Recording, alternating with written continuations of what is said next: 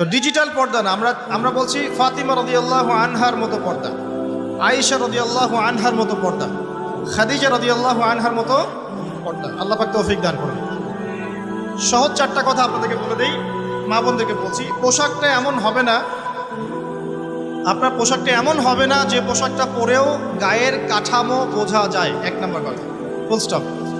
এমন বোরখাও চলবে না যে বোরখা পরলে গায়ের কাঠামো দেখা যায়। এটি প্রজেক্টর আছে ওখানে, হয়তো বা দেখতে পাচ্ছেন, বুঝাচ্ছি। এই যে আমার জামার হাতা দেখতে পাচ্ছেন, আমার হাত কতটুকু মোটা আপনি কি বুঝতে পারছেন? আমার মাসেল কি বুঝতে পারছেন কত চওড়া? 4 প্যাক না 6 প্যাক? আচ্ছা, এটা কোনো প্যাকই না অবশ্য। আচ্ছা, তো এখন এটা ঠিক আছে পর্দা। এটা যদি আপনার অন্য কোনো অঙ্গ প্রত্যঙ্গ হয় একই হুকুম, প্রতিটার ক্ষেত্রে কি একই হুকুম। হাতের ক্ষেত্রেও যেমন হুকুম, অন্য সমস্ত অঙ্গ প্রত্যঙ্গের ক্ষেত্রে কি একই হুকুম। বুঝতে পারছি?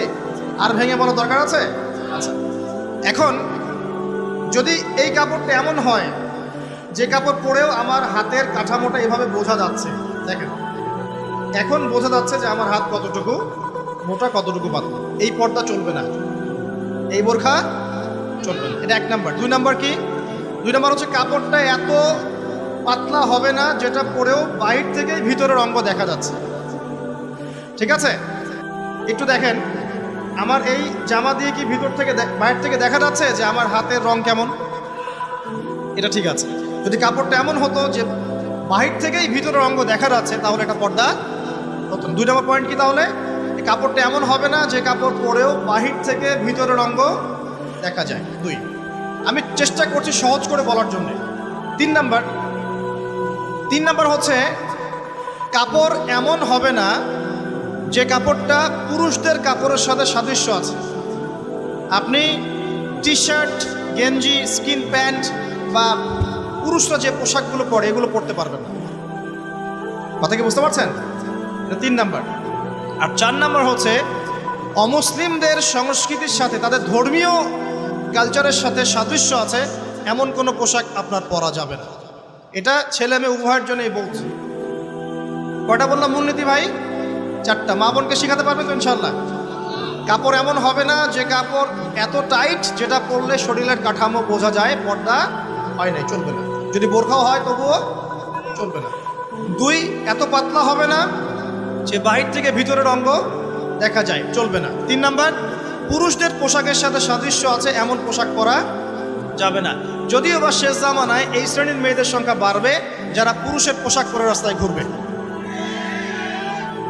আর 4 নাম্বার হচ্ছে অমুসলিমদের ধর্মীয় কালচারের সাথে সাদৃশ্য আছে এমন কোনো পোশাক পরা যাবে না। 3 নাম্বারটার ক্ষেত্রে একটা কথা বলে দেই যে নবী সাল্লাল্লাহু আলাইহি ওয়াসাল্লাম বলেছেন শেষ জামানায় এক শ্রেণীর মেয়ে বের হবে। শেষ জামানা বলতে আসলে ওই জামানায়, নবীর জামানায় তারা ছিলেন না, তারা পরবর্তীতে কোনো জামানায় আসবেন, যেটা আমরা এখন দেখতে পাচ্ছি। তো এমন এক শ্রেণীর মেয়ের কথা বলা হয়েছে যে যারা কাপড় পরেও নগ্ন থাকবে। কি থাকবে? নগ্ন। আরবিতে বলা হচ্ছে নিসাউন, তারা এমন এক শ্রেণীর মহিলা হবে কাসিয়াতুন, কাপড় পরে থাকবে, আরিয়াতুন, তারপরেও নগ্ন থাকবে। বোঝানোর প্রয়োজন আছে কি? কোনো প্রয়োজন নাই, অ্যাডাল্ট আপনারা সব বোঝেন। মুমিলাতুন মাইলাতুন, অর্থাৎ নিজেরাও অন্যকে আকৃষ্ট করবে, নিজেরাও অন্যকে আকৃষ্ট করবে এবং অন্যের প্রতি আকৃষ্ট হবে, দুটোই হবে। নিজেরাও আকৃষ্ট হবে, অন্যকেও কি করবে? আকৃষ্ট করবে। ওই যে সিডিউস, নিজেরাও সিডিউস হবে, অন্যকেও সিডিউস করবে। এই শব্দটা 1400 বছর আগে নবী সাল্লাল্লাহু আলাইহি ওয়াসাল্লাম হাদিসে বলে গিয়েছেন যে এমন এক শ্রেণীর মেয়ে বের হবে যাদেরকে আমি দেখি নাই, আমার যুগে তারা ছিল না, পরবর্তী কোনো যুগে আসবে। এদের ব্যাপারে নবী সাল্লাল্লাহু আলাইহি ওয়াসাল্লাম বলছেন যে তারা জান্নাতে যাবেও না, জান্নাতের গন্ধ কখনো পাবে না। আল্লাহ পাক কোরআনে বলেছেন একটা সূরায়, যদি আল্লাহ রাব্বুল আলামিন রাতকে স্থবির করে দেন, কেউ কি আছে দিন নিয়ে আসবে? আবার বলেছেন আল্লাহ পাক যদি দিনকে স্থবির করে দেন, স্থির করে দেন, কোনো সত্তা কি আছে রাত এনে দিবে? তাহলে আল্লাহ পাক চাইলে একদিনকে 1 বছর করতে পারেন না?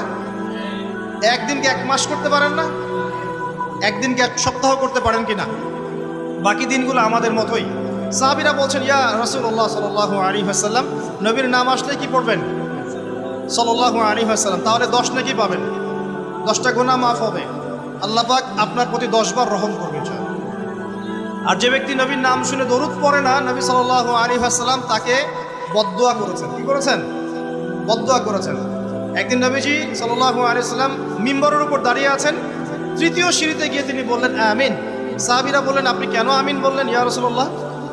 তখন নবীজি বললেন, তৃতীয় সিঁড়িতে আমি যখন ছিলাম তখন জিবরাইল আলাইহিস সালাম এসে আমাকে বলেছেন, হে মুহাম্মদ, সেই ব্যক্তি ধ্বংস হোক যার সামনে আপনার নাম উচ্চারিত হয়েছে কিন্তু সে আপনার নাম শুনেও দরুদ পড়ে নাই। তাহলে আমরা রাসূলুল্লাহ সাল্লাল্লাহু আলাইহি ওয়াসাল্লামের নাম শুনে দরুদ পড়বো কিনা? না পড়লে কি হবে? না পড়লে রাসূল সাল্লাল্লাহু আলাইহি ওয়াসাল্লামের বদদুয়া পেতে হবে। আচ্ছা, একটা প্রশ্ন এখানে থ্রো করে সামনে যাই, যে যদি রাসূল সাল্লাল্লাহু আলাইহি ওয়াসাল্লামের নাম শুনে দরুদ না পড়লেই এই শাস্তি হয়, অভিশাপ পেতে হয়, তাহলে আমরা যারা সারা জীবন রাসূলের সুন্নতের খেলাফ চললাম তাদের কি হবে বলেন? শুধু রাসূলের নাম শুনে যদি কেউ দরুদ না পড়ে তাহলেই রাসূল সাল্লাল্লাহু আলাইহি ওয়াসাল্লাম বলছেন সে ধ্বংস হোক। তাহলে যে ব্যক্তি সারা জীবন, আমরা এখন দাড়ি রাখতে পারলাম না, সুন্নতি লেবাস চিনলাম না, টাকটুর উপরে কাপড় ওঠাতে পারলাম না, আমরা রাসূলের মতো সুন্নত পদ্ধতিতে নামাজ পড়তে পারলাম না, কোরআন তেলাওয়াত করা শিখলাম না, তাসবিহ তাহলিল করতে পারলাম না, পর্দা করলাম না, রাসূলের আদর্শ নিজের ভিতরে ধারণ করলাম না, পরিবারে রাসূলের আদর্শ প্রতিষ্ঠা করলাম না, সমাজে প্রতিষ্ঠার কোনো চেষ্টা করলাম না, রাষ্ট্রে প্রতিষ্ঠার কোনো চেষ্টা করলাম না, আমাদের কি হবে? এটা বোঝার জন্য কি পিএইচডি ডিগ্রি করার দরকার আছে?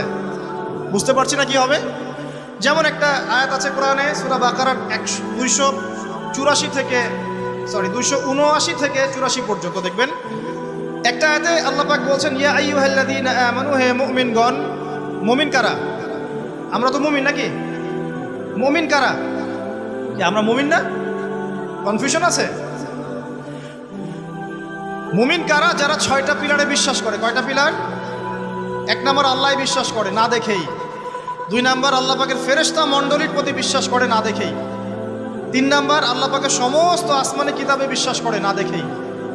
4 নম্বর আল্লাহ পাকের প্রেরিত রাসূলগণের প্রতি বিশ্বাস করে না দেখেই।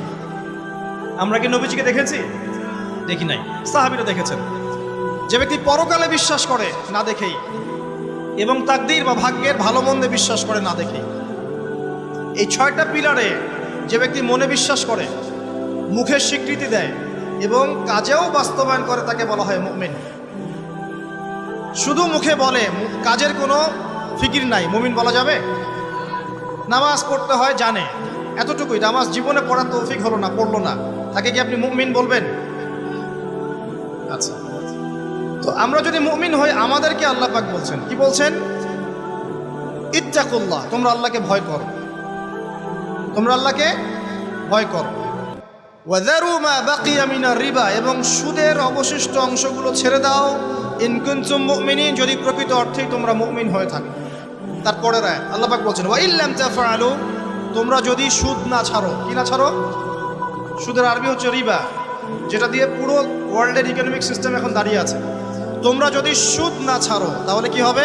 ফাযানু বিহারবিন মিনাল্লাহি ওয়া রাসূলিহি, তাহলে আল্লাহ এবং তার রাসূলের বিরুদ্ধে যুদ্ধের ঘোষণা শুনে রাখো। এখন আমাকে বলেন, মুমিন ব্যক্তি যদি, মুমিন হোক আর কাফের হোক আর যেই হোক, সে যদি আল্লাহ এবং তার রাসূলের সাথে যুদ্ধ করে, সে কি পরকালে নাজাত পাবে? মুসলিম হয়ে কালিমা পড়ে সুদ খেয়ে যদি আল্লাহ এবং তার রাসূলের সাথে যুদ্ধ করে, সে কি কবরে প্রশ্নের উত্তর দিতে পারবে? সে হাউজে কাউসারের পানি পাবে? সে নবী সাল্লাল্লাহু আলাইহি ওয়াসাল্লামের সুপারিশ পাবে? এতটুকু বোঝার জন্য কি আমার পিএইচডি করার দরকার আছে? ঠিক একই কথা, যদি আমরা নবীর নাম শুনে দরুদই না পড়লাম তাহলেই ধ্বংসের কথা বলা হচ্ছে। আর সারা জীবন যদি আমরা রাসূল সাল্লাল্লাহু আলাইহি ওয়াসাল্লামের আদর্শের খেলাফ চলি, তাহলে কি আমাদের পরকালটা শুভ হবে? কি মনে হয়? অতএব আজকের প্রথম নসিহত অনেক হবে ইনশাআল্লাহ। জীবনের প্রতিটা ডিপার্টমেন্ট, আপনার ইবাদত, পরিবার, সমাজ এবং অন্যান্য সেক্টরগুলো, বিশেষ করে অর্থনৈতিক সেক্টরটা রাসূলুল্লাহ সাল্লাল্লাহু আলাইহি ওয়াসাল্লামের আদর্শে ঢেলে সাজানোর চেষ্টা করেন। আল্লাহ পাক তৌফিক দান। পারা যাবে ইনশাআল্লাহ? যাদের দাড়ি নাই রাখবেন তো আজকে ইনশাআল্লাহ। টাকনুর উপরে কাপড় উঠবে ইনশাআল্লাহ।